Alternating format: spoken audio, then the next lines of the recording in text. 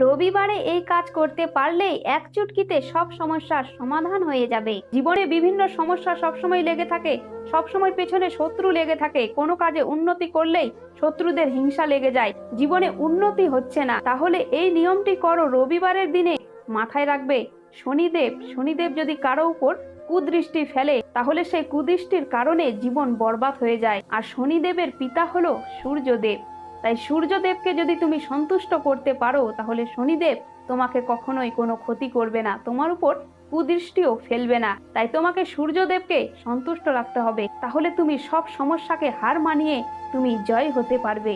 তাই সূর্যদেবকে কিভাবে সন্তুষ্ট করবে আর কিভাবে তোমার ভাগ্যের চাকা খুলে যাবে, আসো এই ভিডিওর মাধ্যমে জেনে নিই। রবিবারের দিনে সকালে উঠে স্নান করে কপালে লাল চন্দনের তিলক পরুন। তামার ঘটিতে করে গঙ্গার জল কিংবা বাড়ির পানীয় জল হলেও চলবে, সেটাতে একটু গঙ্গা জল মিক্স করে নেবেন আর সেই জলটা সূর্যদেবকে চড়াবেন।